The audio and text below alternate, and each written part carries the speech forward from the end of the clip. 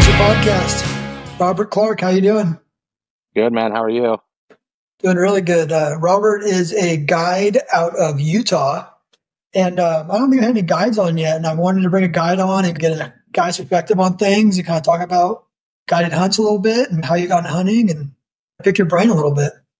Yeah, let's do it, man. How'd you get into hunting?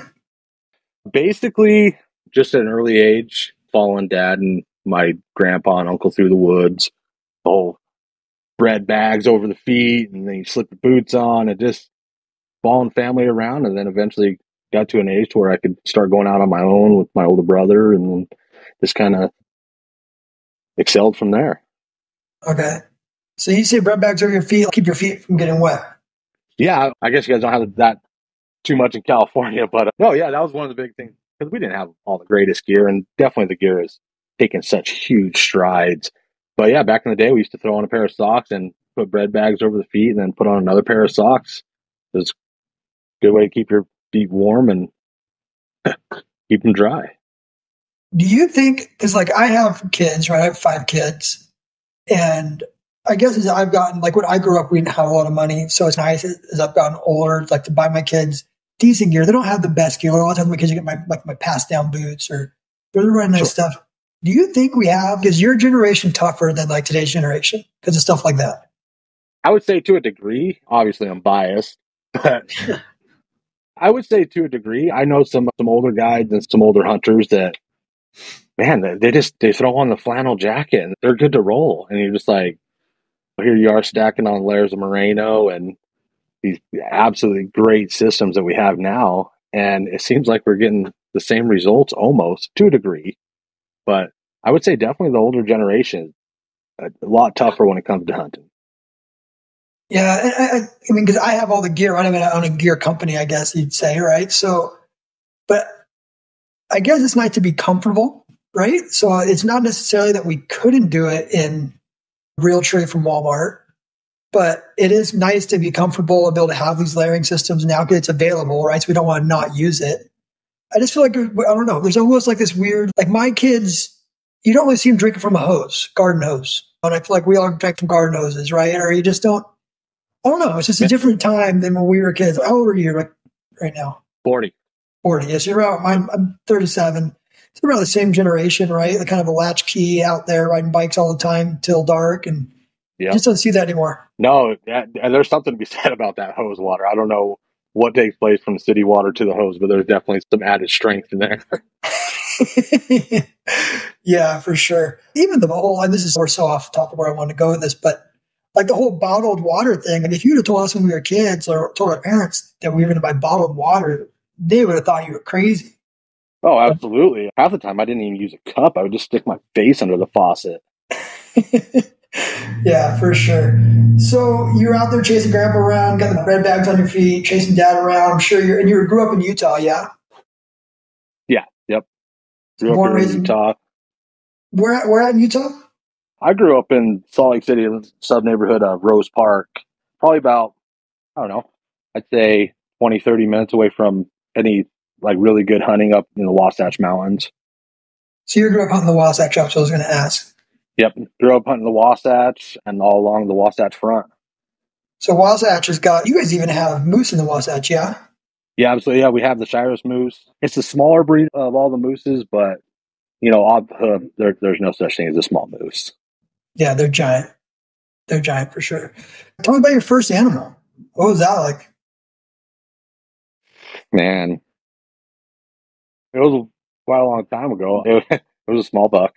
It was nothing to write home about. It was just more. Actually, it was a family member that found it, and I just pulled up the rifle and shot. I wish there was a big long lead story to it and some other things, but there wasn't. There was just, hey, grab one right there. Go ahead, shoot that one. That was it. That was it. Yeah. There wasn't too much. There wasn't too much involved in it. So unfortunately, I wish there was some big dramatic story. Maybe I need to come up with one. But yeah, no, there wasn't nothing special. You got that done. Get your first deer. I imagine you continued to hunt through high school, right? Because then you went in the military, right? Actually, so surprisingly, I didn't do too much hunting in high school. I did here and there, not to the degree that some of these youngsters now are just, they're getting after it. They're really putting the boots to the hills and putting the miles on and getting time in the field. I would say I didn't really do that in high school. I hunted during hunting season, mostly just going out with family. And it's a lot of times when we would go out hunting, it would be a family camping trip that turned hunting. So everyone's camping, dad, cousins, everybody would slip off in the morning, come back in the afternoon type deal. So it wasn't like full on backcountry hunting or anything like that. So then you went straight in the military, right? 'Cause you came out to San Diego. Yep, I went straight into the military, did my time in the Marine Corps, loved every minute of it. And it was once I got out and came back to Utah, that's when I really started like driving and pushing for hunting. Just that's where became my niche to get What you did at. outside and yeah, to get out in the hills and just be outdoors. I've always been really well outdoors, and it just almost just fell in place. And how long after that did you start guiding? Because you guide pretty much full time. Pretty much, pretty close with the amount of hunts I do in the season. I guess it'd be pretty close to considering full time, but for all intents and purposes, was part time. It's seasonal. I started doing that. This will be coming up on my 5th season. Okay.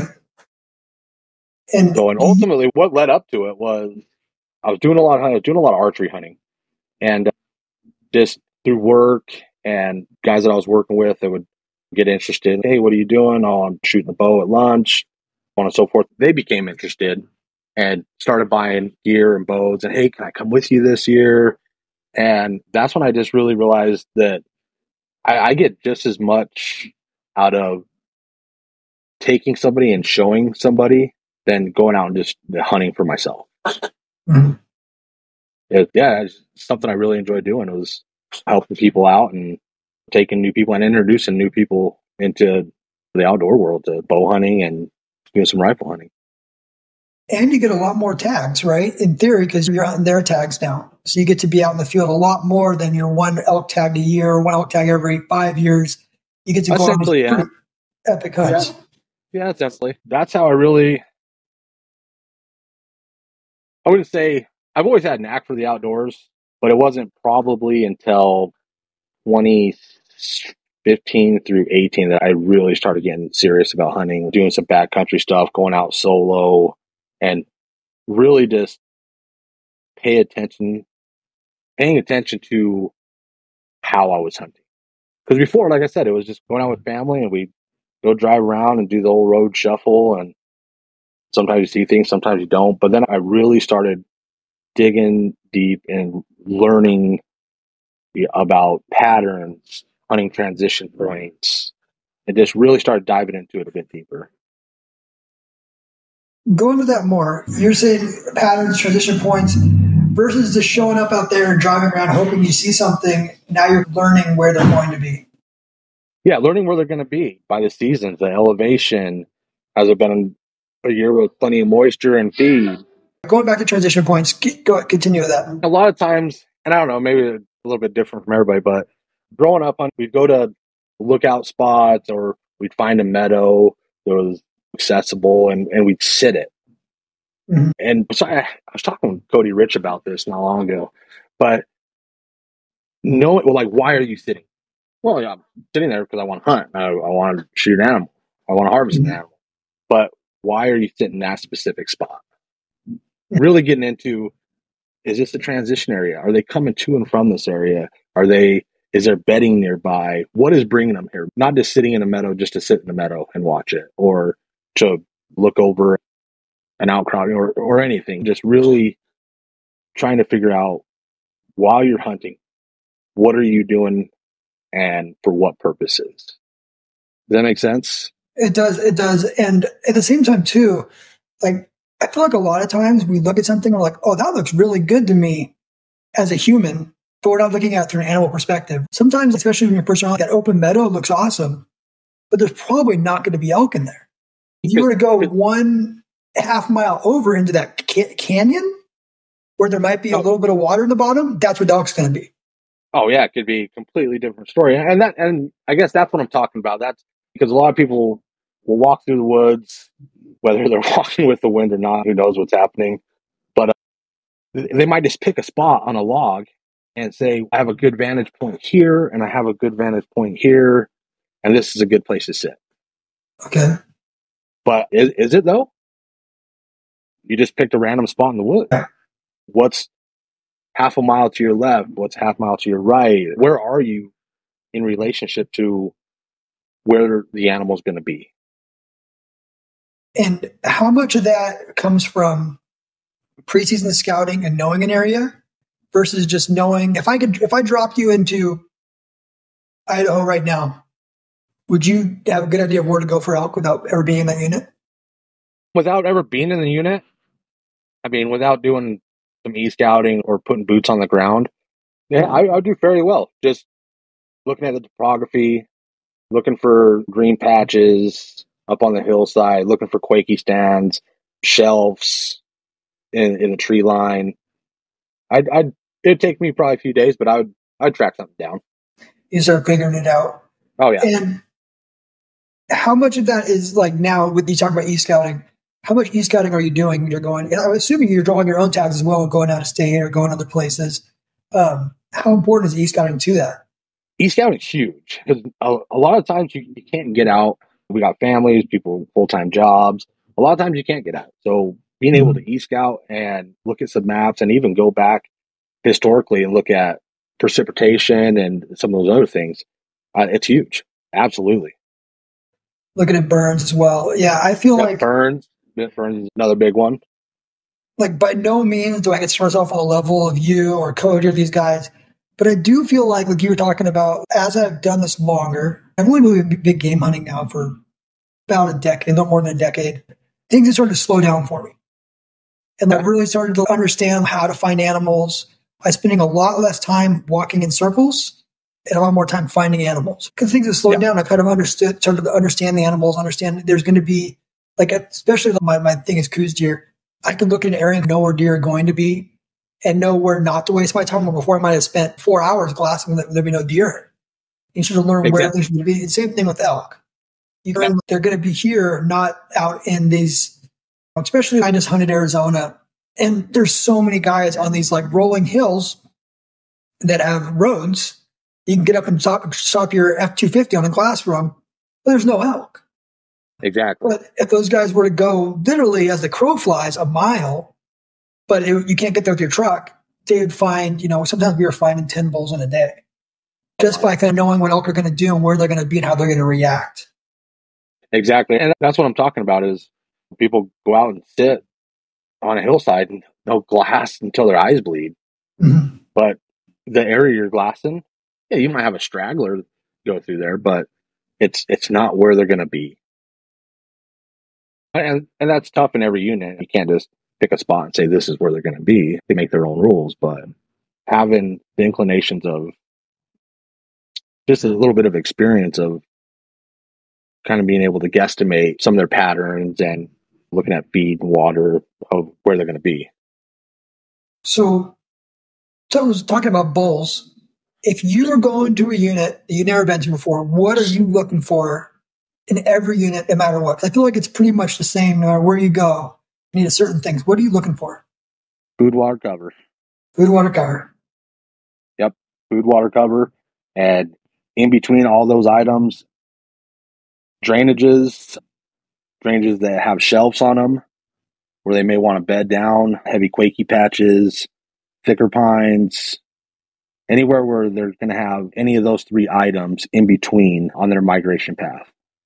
Because even though they migrate from a summer ground to a winter ground seasonally, but even during the season, they'll make their round like any animal will. You hear people talk about all the time. I had this deer on camera 2 days ago. Every 2 days I see him or something similar to that effect.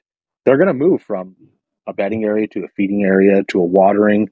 And if they choose to stop in between them, that's just what they're going to do. But it's knowing those areas and knowing what lies in between those areas is where you're going to track them down. Mm-hmm. I think for me, like consistently finding elk or finding bulls, it's almost always going to be about a mile. I find a mile from where our road is going to be, or somewhere, even if it's not a mile, somewhere where it's hard to get into by foot. I find that northeast facing slopes always, right? So if I can find a northeast facing drainage that has water in it and dark timber, I know there's going to be an elk in this thing. And I could probably find one or pull one out of it. And then being there, because typically they're going to feed out that first hour of the morning, right? Honestly, the evenings, I feel like it's a little bit harder to pick them up. You might get them for a little bit, but you better be in position to kill them. But look, if you can find those things like on a map, on X or whatever, find the northeast facing slopes, find where you think there's going to be water running and the dark timber, you're probably going to find some elk in there. Yeah. Any circumstance like that where you're finding the north facing slope, they tend to have a little bit more shade. And if there's shade, then there's usually a little bit more growth as far as feed. It's not just out getting beat by the sun. So yeah, those are all the things to look for. Yeah, I find too, like, this might be just like kindergarten stuff for people. Like if I'm hot where I'm sitting, the elk are definitely going to be hot, or the deer are definitely going to be hot. So they're probably not going to be sitting in the same position I am. So a lot of times I will say, you'll walk into an area and it's super cool. If you go to one of those northeast facing slopes, it could be 15 degrees cooler than it is on the opposite hillside. No, absolutely. So a lot of times what I'll do is I'll be sitting in the sun uncomfortable looking into, if I'm sitting in shade, I'm probably not going to find the elk. I'm going to try and look into where it's going to be cooler, and you're going to find the elk and find the deer. Yep. And there's something to be said about, especially with elk, steep and deep. Yeah. Elk hunting is a lot of up the hill, down the hill, and usually to get to those areas, they all tend to be in deep, steep areas, canopied, not all the time, but just good vegetation. They're big animals. They generate a lot of heat. Yeah, that's for sure. That's for sure. When we shot a cow, we couldn't find it till the next morning. It got dark on us, couldn't find it. And we actually had meat sour overnight. It was cool, but they're just so hot, those things. We had meat on the bone, right on the hip joint, sour in there. Those things are just heaters, but they're capable of living in negative degree temperatures. Yeah, elk are just incredible animals. I love elk, and you're absolutely right. Just the heat they put off. Yeah, that's why getting them dressed out and getting that meat cooled down is of utmost importance. So there's definitely been a steep learning curve for me hunting. And I've been on a few guided hunts. I think my first animal I killed was a pig. That was a guided hunt. I actually learned a lot doing that. What benefit is there to getting a guide, like as a new hunter? So there's a lot of, as a new hunter, into hunting and being brand new, or even just having a little bit of an experience, there's a couple reasons. So there's like tag allocations, depending on where you're going. If it's guided, there's a possibility, more than likely, that you have guaranteed tags. Mm-hmm. But mostly, and I've heard a lot of people say it before, when hunting with a guide for 1 year or two is probably equivalent to a DIY figured out on your own, which could take you 5 or 6 years. Just the things that you're going to pick up, and they're going to carry with you because it's new, and they're pulling in all that information. And it's not just hunting in general and being in the area. It's how you pack your pack, how you carry your rifle, how certain things that you're doing that you see your guy doing or picking up tips. They're huge. A lot of people go out and hunt and don't have the first clue of how to pack the pack a certain way, or how to carry a pack, having it higher up on your hip so all the weight's not on your shoulders. Just a lot of different things. So there's definitely some advantages to hunting with a guide as a new hunter, and probably on the success side too. Yeah, I can tell you on the pack stuff, I can't tell you how much gear I threw away or gave away because I bought the wrong stuff. And that would have been just cut in half by having a guide. You're just buying like anything you can think of or trying to figure it out and on your own, or like that learning curve. I had Brad hunt on last week from Gritty, and he made a good point. He said they hunt like 100 days a year. He was saying that they hunt what it takes the average guy 5 years to do, they hunt in 1 year. So someone like you're out hunting all fall, into the spring, right? And you guys don't know if it's the spring bear season as well. You're hunting hundreds of days a year. You're going to have a ton of experience to give to this guy who, even if he doesn't have grandpa, a lot of guys, they get mad because not mad, but they get, I started at 25. I didn't have family that taught me how to hunt. Even if he got grandpa, it would have taken him his whole lifetime to get to where some of you guys are getting in 5, 6, 7 years. Yeah, absolutely. It's been, so this last season, I think it was either 10 or 11, and they're 5-day hunts. And granted, some hunts only go 3 days, depending if we tag out early, and some go the distance of 5. But yeah, I was pretty much from, I would say it was August 29th through November 17th. I was in the hills. Maybe 1 or 2 days off here and there, or a 3-day. I think I had in the middle. I think I had a 4-day break, and other than that, it's back to the hills. And you love it.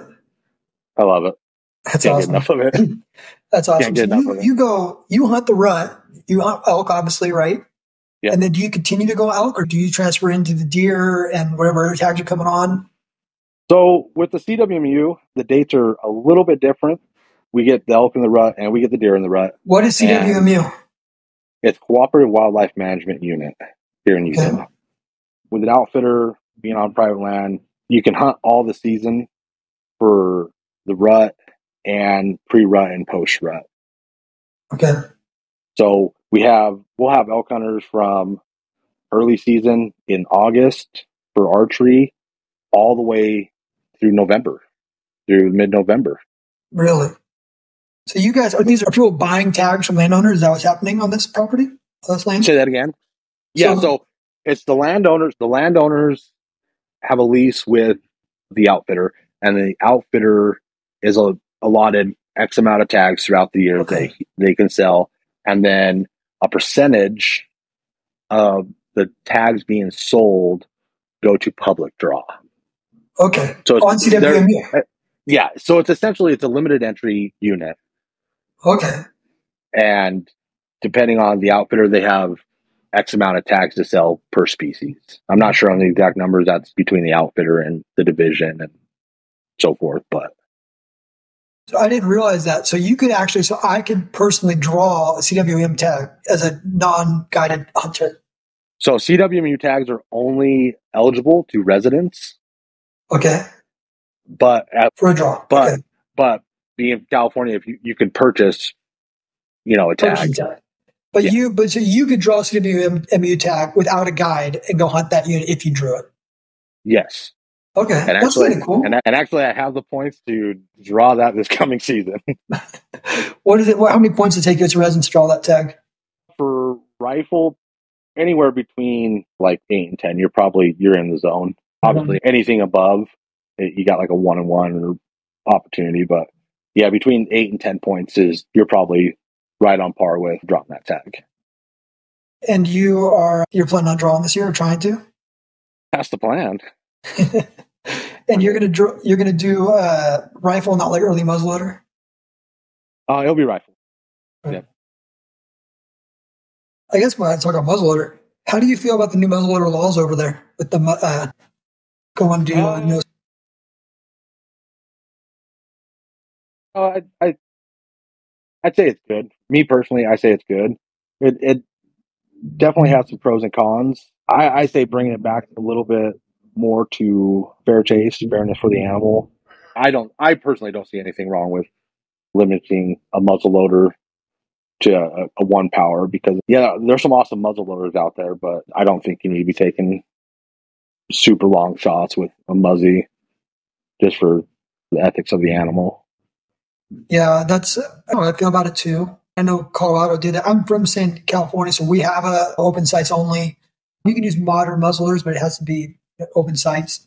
So I do support it because it's gotten to a point where Americans are so awesome that we're making 500-yard single-shot rifles. We find a way, it's like anything, we find a way to play in that gray area. And more power to everyone who did it. And there's even some cool peep sights that are coming out right now. I think Gunworks has one that is a dialing peep sight that you can shoot super far. So absolutely, we always find a way. I think, like I said, pros and cons, but what would you say your average shot is for a muzzleloader on a big game animal? Under 150 is my goal would be. Under 150. Okay. And I would agree. I'd say 200 under on the high side, perfect circumstances. But anything further than that, should we really be taking shots like that? Can it be done? Absolutely. 100%. I've seen guys take some awesome pokes with muzzies and great shooter, great equipment. But I just don't think we need to be taking shots that far. A lot can go wrong. A lot can happen. A lot of variables. And ultimately, as hunters, our goal is to harvest an animal in an ethical manner. So I think open sights or a one power scope, I don't think it needs to be out further than that 150, 200 at all. Because you just open up the gate and say, hey, I would agree with that. Throw a 416 by 50 on there, and you got people taking these long pokes, and that's, I don't know. For me personally, I just don't think that's doing the animal service. Because you have probably a higher probability of making a mistake, not placing a good shot. Yeah. And that's what we try to do as sportsmen, is to avoid those circumstances of making bad shots and bad hits.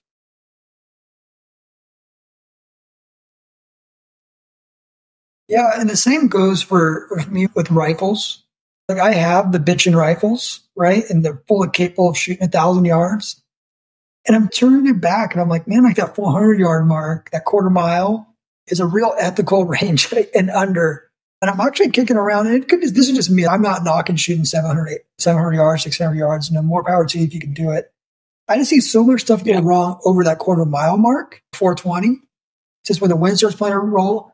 And I'm honestly like kicking around, just going and getting like a wood stock, a walnut stock 30-06 and hunting with it for free for a few years. Put it's just fun. No, and I'm with you on that as well. When it comes to taking rifle shots, we all know that there's rifles out there capable of a mile and easily shooting 1,000, 1,200 yards at an animal. But in my thinking, my thought process is, if you're, this 300 PRC, accuracy and the amount of kinetic energy it carries, you could easily kill something out to 1,000 plus, depending on that. But if you're 1,000 yards away, if you hit it at 1,000 yards away, you can almost have a conversation as we are now, and they're not going to have a clue where you're at. So if you're posting up on an animal 1,000 yards away, why can't you move 500, 600 in? Doing the things that you're supposed to be doing. Maybe even taking the long way might not be the most direct route, but you can get yourself in a better position for you to make a great shot and to have an ethical harvest on an animal. And plus it's funner. It's more enjoyable to make that stock. It's just something bitching about using the landscape and using these rocks and using that rim rock and getting behind this hill and popping up. Are they still there? There's something to be said about that versus just slinging lead. One of the things I've noticed, and I do it all the time, but it's okay to put that animal to bed. If you spot them at 1,000 yards, of course, unless it's the last hour of the season and you're just trying to make something happen, sprinkle some fairy dust in the air and beeline it down that drop, beeline up the other side and try to make something happen, because your season's coming to an end and you need to push. If you have a couple days and you've spotted some potential bulls or bucks at 1,000 yards away, watch them till dark, watch them lay down, make a plan, come at them in the morning from a different angle or a better approach to get yourself within that 400 yards, 500 yards, and then make an ethical shot. And so many people see animal, we got to go. Not all the time. Yeah. I think that YouTube's kind of ruined not I won't say ruin hunting, but ruin people's perspectives on what their rifles can do. And these rifles are way more capable than us. We had a few instances on this elk hunt we were just on where some guys who, honestly, when you see them, you're like, you never would have got that out anyways. You're not in shape. We're flinging lead over 1,000 yards and going 15 shots. The elk didn't even know where they were. And they were just shooting down into this canyon. Me and my kid are down here, 400, 500 yards away from these elk. These guys are just shooting. They're going back to side by side, getting more. And it's, well, they're probably not even going to get down here to find this thing. The chances of them making an ethical shot is, if they're taking that many shots, they have no business shooting that far. And not to mention, you've burned that area for everybody else. Oh, yeah. Oh, that area was the opening day, or the day before opening day, we saw 12 bulls in there. And by like day 2 or 3, it was like non-existent. They were just like, screw you guys. It's because people were flinging from the top of this rim. And I never saw another person down in the canyon with us, down in there, because it was just people didn't want to hike down. But multiple people just taking these long shots. And almost if you have to hope you hit it, you shouldn't pull the trigger. And like, I have these deer silhouettes that I make in my shop. I'll take people to go to the desert, and it's like, you put about 600 yards, a little bit of wind, and you're shooting it in the guts, you're shooting it in the neck. It's just, elevation's easy. Yeah, we can use elevation all day long. It's that wind drift over a quarter mile that gets really tricky to calculate. But when people are taking those types of shots, okay, maybe you have a wind reading. Let's say you have a Kestrel, and you're pulling your wind at your position where you're shooting from. That has nothing to do, especially over 1,000 yards, with the one giant drainage or the 2 smaller drainages separating you and your target. That wind could be completely different. Mm-hmm. Yeah, and I think what you don't see a lot of these YouTube videos is the first 2 or 3 shots that they didn't record. It's very possible. Where they got their dope, It's just hard when you start shooting long range and you start seeing. It's hard to believe that every one of these 1,000, 1,200 yard shots are hitting on the mark first time like that, and they're not missing. It's just people need to not do it. There's so much going on there, and like you said, it's when you're taking a shot at 1,000 yards. There is no shot I could think of in my life where I couldn't get closer to 1,000 yards. I guess it's 500 yards maybe, like canyon to canyon, Arizona, it gets hard, some of these spots, and some of these big canyon to country, hill country stuff. Oh. But 1,000 yards, you can close that gap. You have no reason. If it's good or you're paying attention to the wind, you can have a conversation, not as loud as we are now, but you could have a conversation. They don't even know you're there at that point. As long as you're not skylined or doing something ridiculous outside the box, there's no reason why you can't close that distance. Yeah, and not to mention, you talked about in the beginning, what is our understanding of the choke points, their patterning, say your day 2 or 3, you start to learn where they're going to go. 100%. You can get in position before they're going to go. They're probably not going to keep standing in the middle of that meadow after 7 a.m. They're probably going somewhere. Where are they going? Okay, let's get in position to where they're going to go. And get that choke point, get them killed. Know the thermals, know your wind, and come up with a plan. And execute it. And here's another. Thermals are the worst. Yeah, thermals. So hard. 2 or 3 in the afternoon thing is a killer. For example, the area we guide in, we know what areas the wind's going to be coming this way. We know it's going to go this way, and it's almost like clockwork. But going back to taking those shots, and one thing that I've encountered and seen is people are taking these shots, and okay, let's just say you're hitting a 4-inch group, a 5-inch group at 100 yards, whatever the case may be. You're a good shot. You have steady grip, squeeze. You have it under control, right? From a bench in a control, to a degree, a controlled environment, whether you're out on a shooting range or something like that. And then you toss in some hills, some exertion, some conditions, and not shooting from a bench with your headphones on and everything else. are you still good of a shot as you were when you practiced at the range? And I'm gonna go out on a limb here and say 100%. you're not 100%. Yeah, exactly. You know what I mean? Like, Yeah, that's what I mean. 100%. You're right. I always use the example of my kid's first deer. We park the truck and then we hike 3 miles straight, 1,000-foot elevation gain. And then we glass up the deer by the truck. So we have to come all the way back down. And it was like open desert, kind of hill country here in San Diego. And so we ended up getting set up on her. It was a doe tag. It was 280 yards. But we set up on, it was a steep downhill, but we ended up being on an anthill.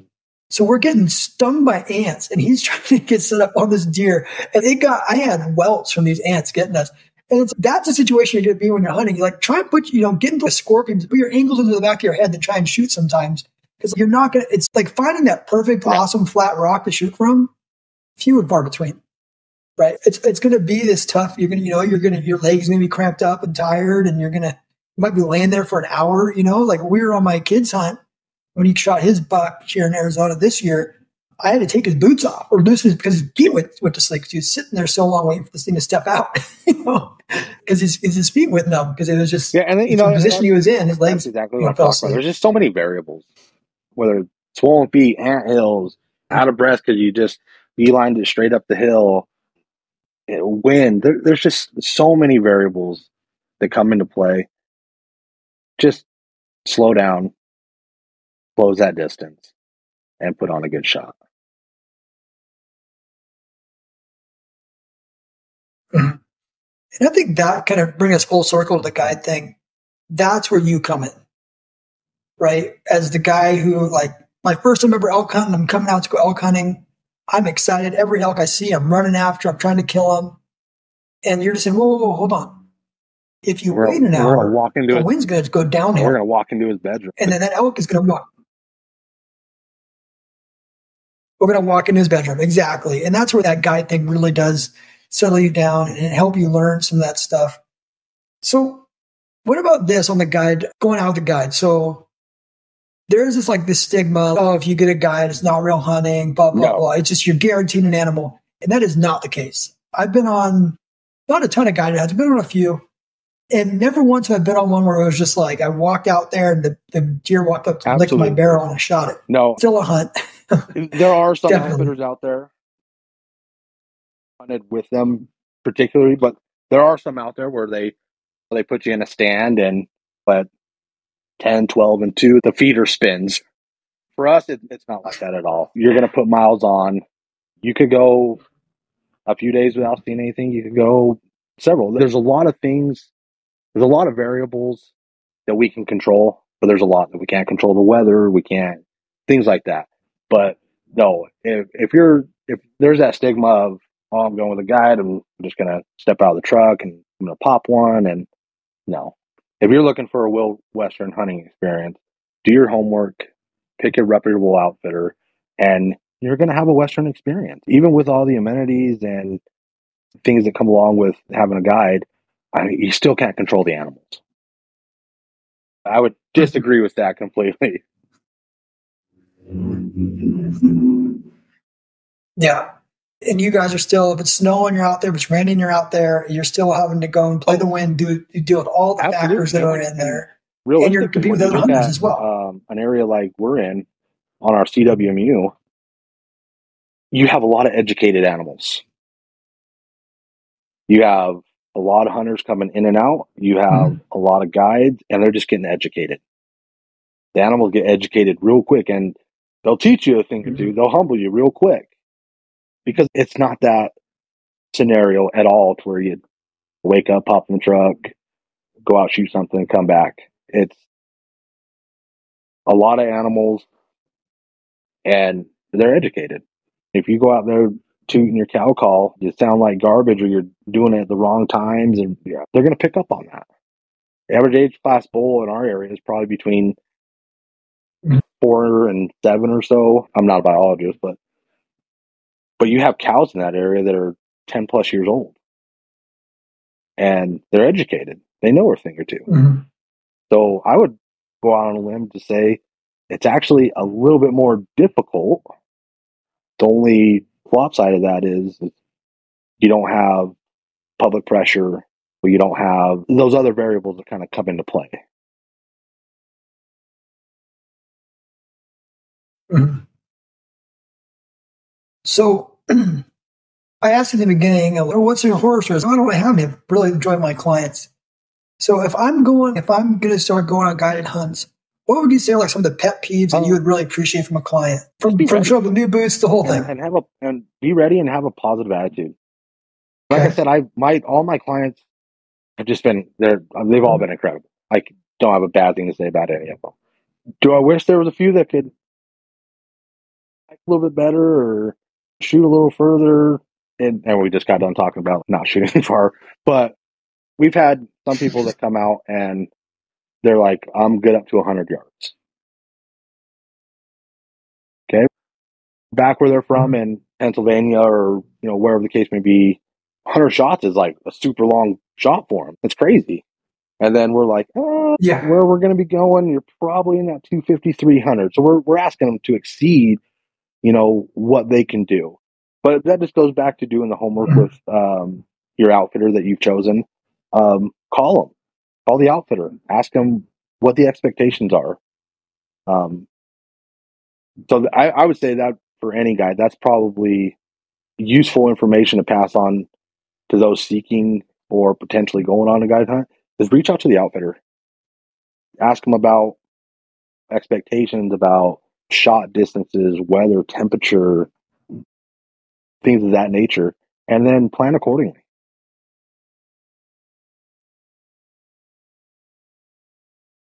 My experience as well with guides, and I have a few friends that are guides, is they like to work harder for the guys who are willing to put in the work as well. Like they want, if you're out there trying to glass with them and not just sitting back and letting the guide do all the work, they're going to work a little bit harder to help you. And they appreciate that more. That's my experience. I hate going out and I'm not going to go back and sit at the side by side when you go find the animal for me and then come out and kill it. I want to sit down with the guide. I want to be there with them. I want to help them. If I kill an animal, I want to help them drag that thing out. I don't just want to sit back and let them do it. I want to get in there and hold the leg up for them and just watch the guy. And me personally, I'm working just as hard for a guy that I've had, this is his first time, or a return client that's been back 2 or 3 years. You're going to get my all, because that's what they deserve. Okay. And that's what the outfitter expects from me. And I'm going to give that to him in return. As far as the helping, as far as glassing and holding that leg up, or those are all, I don't expect it. But yeah, they are definitely appreciated. And when, you down a bull and by the time you get to it and everything and get it quartered up and it's 1:00 in the morning, if he says, hey, I want to carry the head, you bet. Here, let me pick it up for you. Here, you get your pack on, I'll position for you. So, but those things are freaking heavy. But why wouldn't you? Why wouldn't you want to, if you're going out and doing something like that, you want that experience, right? You want to be able to carry some of your game, carry some of your harvest, and be out there glassing and spotting, and that's just all part of the experience. It's not about the antlers and the meat, and it's more than that. It's hunting, and I think people that really understand hunting, it's about being outdoors. It's being with like-minded people. It's having what's a way to describe it? I just lost my train of thought. But it's about being out there and enjoying the hunt. It's the experience. If you want meat or just a rack on the wall, and then some people that's their ultimate goal, that's fine. But I think people come out west more so for the experience. And of course, the ultimate goal is to harvest an animal, and a mature, healthy animal. But there's more to it. If you're going to do something with an outfit, get the full experience. How important is, you strike me as like a glass half full kind of guy. How important is a positive attitude to Western hunting? I tell people all the time, PMA, positive mental attitude, because it can change. So things can change so quickly. I had a father and son from New York 2 years ago, and they put in the work. We hiked. We did everything we were supposed to do. We went to several different spots where historically I've done really well in, and they're just we're seeing a lot of cows, a lot of deer coming through. We just weren't seeing any elk, and again, that's just one of those variables that sometimes you can't control those type of things. All the other guys are around us, 2, 3 drainages over in their areas. We're just knocking them dead. I don't know. Maybe it's just I'm not sure, but they weren't there. And the client I have, awesome guy, he stayed positive the whole time. And it was probably, I don't know, maybe 30, 40 minutes before dark. And this guy has such a great attitude. He was just like, I've enjoyed myself. My son shot a bull. I'm good. Let's pack up. And I was like, yeah, let's hang out for a little bit longer. And we'd been watching the same area for a couple days now, off and on, between switching from a morning to evening. And national weather. Hold on.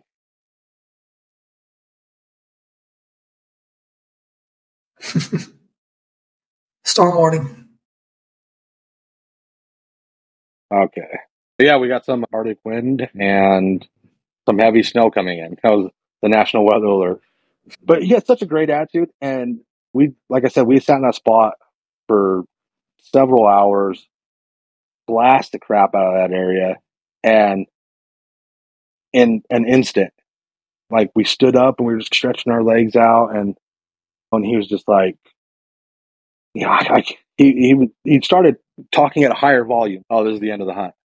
And as soon as he started talking, I was like, right there, shoot that bull. And the area we've been watching for all that time, a bull walked right out into the middle. I gave him a cow call, and he pumped him out 290 yards. But it's persistent. That's awesome.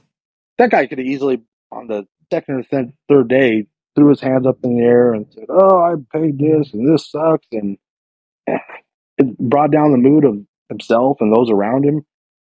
But he stayed positive, and he harvested great animals. So definitely the attitude's key. Yeah, for sure. I think it's very evident to everyone that they paid money for their hunt. That's the guy that they want to kill something. So I don't think reminding you of that is a good idea. I think guides are the tension's in the air already. You already know. But yeah, that's like my MO for being successful as a hunter is what I lack in skill, I make up for in just persistency and being out there. Because if you're out there long enough, luck happens. Like I don't want to say luck is manifested, but luck, if you stay out long enough, something's going to show up. And if it doesn't, then you tried your hardest. If you're out there long enough, every once in a while, a freaking elk's going to walk over that hill, or a deer's going to stand up, or something's going to happen, and you're going to be in the right place at the right time, and you're going to kill that animal. And that's happened to me countless times now, where it's just like a willingness to not quit has gotten me. You're there to hunt hard. Hard, and you never regret it when you go home. If you go home 2 days early, every time I regret it. You leave the mountain with any reservation, you stay to the end, you never regret it. That's on you. If you didn't put in the time, if you didn't put in the work, or if you gave up, or whatever the case may be, that sucks. But if you can go home and say, hey, I gave it my all, I gave myself every opportunity, then you're just going to be that much better off.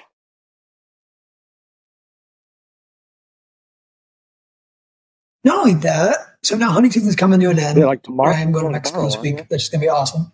But I'm going on Thursday. Yeah. But you never, when you're out there and you're wanting to quit, don't forget that you just spent 9 months dreaming of being where you are. And you want to be there so bad. And as soon as it's over, you're going to be, unless it's you and you go hunting again with another client. I'm going to be back in the office dealing with freaking, I run a sheet metal company, dealing with project managers and foremen and vendors. And I'm going to be wishing I was back out there getting my butt kicked by some elk. So it's just never forget that. Like you waited all year to get there. You were so excited. I've never gone to a hunt and been like, this is going to suck. It's you're driving there, that like 10-hour drive, and you're just pumped up. And you're all you can think of is 200-inch mule deer and 350-inch bulls. And it's just, you got to remember that. That's the excitement you got to carry through the whole hunt, because on day 5, that freaking bull can stand up like you did for your client and you can freaking hammer him. And you have that awesome story. And I guarantee you that story, No, it's part of the story. Wouldn't change it for the It world. becomes part of the experience. You have to embrace suck. Yeah. Yeah. Some of the Yeah. best moments I have hunting are, the terrible ones.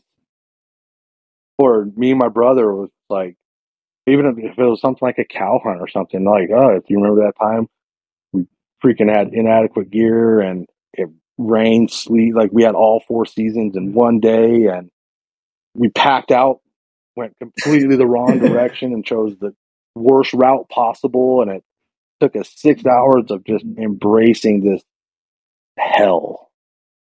But that's a good memory. It sucked at the time, but it was great. Yeah. So that Yeah. My goodness, there are no shortcuts in the wilderness hiking out. I'll put you that about going the wrong way in a 6-hour hike out. Go back the way you came in. You can't go wrong with it. I swear, I regret it every time. If I just go direct line here, I can just cut up over this, and you just end up, in a deadfall jungle, and you just misery. Yeah. Go the route you know. Go the route you know. Every time. It's a lot more efficient. Every single time. All right, dude, we're hitting that hour mark. Let's wrap this thing up with a hunting story. Let's hit me with a good hunting story real quick, and let's wrap this thing up. So I had a client that came out, and it's just one of those random, like, things where you're just talking about, like, it sometimes luck just happens. We hunted an area for probably 2 or 3 days. Mm-hmm. Saw some bulls in the distance, had some close encounters, but just no shot opportunities. And I believe it was on the 3rd or 4th day. We're walking back down probably 300-400 yards or so away from where I parked the truck. And we're coming down the steep back embankment, and I knew there was a wallow down below. And I heard splash, and out popped a cow. And sure enough, right after that, another splash. And I told my hunter, I said, get ready, there's a bull behind this cow. And bull comes out right in the open. He shoots one. He's let me know, and I'm like, it's a 5-by, bang, goes off. But he hits this bull, and this bull just tears off assholes and elbows. He is gone, running. And between it, the bang, like, surprising me, and a brief moment of commotion, I didn't see exactly where the shot hit. And sure enough, he hit him great, but this bull just beelined it, just tore off down this, like, straightaway cut, like almost like a cattle path, and ended up nosediving probably 15 yards away from the truck, like in line with the truck. That's awesome. I was like, this is a good story. I was like, this is a great story. That happened all the time. It's incredible. And it wasn't a bull that we'd seen or been watching. It was just one of those places, right time, right moment, and it's having him nosedive right in front of the truck, or excuse me, right at the tail end of the truck, was just, you can't beat that. For me anyway. That's a story. That's a storybook ending right there. Every time I kill an elk, it's in hell, and involves my body hurting for 3 weeks after packing that thing out. I hooked the winch up into the bed of the truck, split them open right there. Wow. And it was like, we got back, bull in the bed of the truck, and breakfast wasn't even done. It was great. This can't get any better.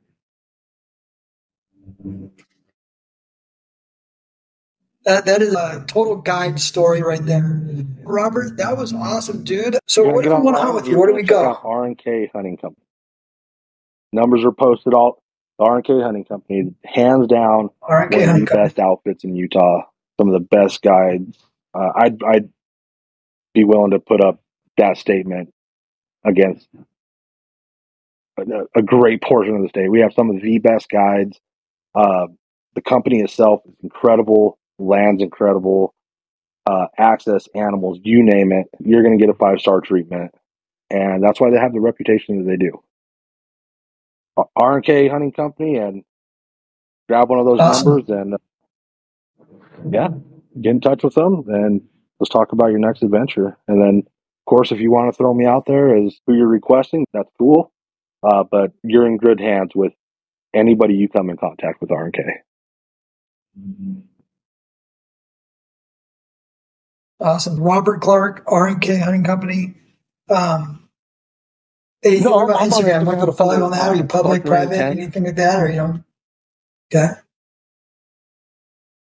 So go give him a follow, guys. Yeah, make sure Robert, that was bitching, dude. Let's do it again. in the loop on some of your next drops, man. I'm pretty pumped. You're PS. I got some stuff coming out. You're gonna pro. You're gonna like it a lot. Tripods, you're wrong. You're dead wrong. You need to get your hands on one of them. I'm gonna just give me a few minutes.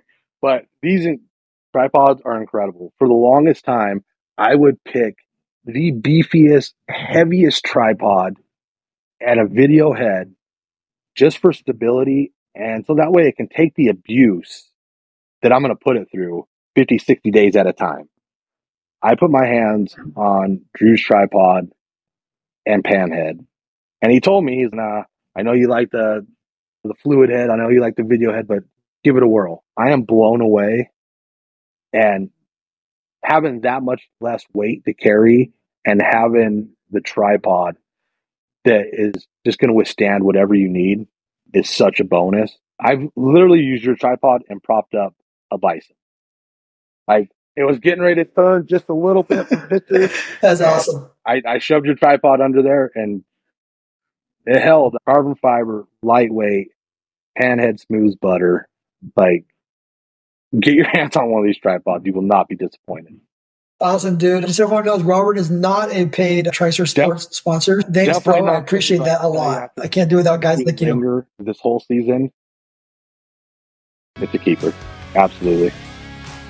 All right, bud. We'll talk to you soon. Thanks, dude. Let's end on that, man. Let's do it again.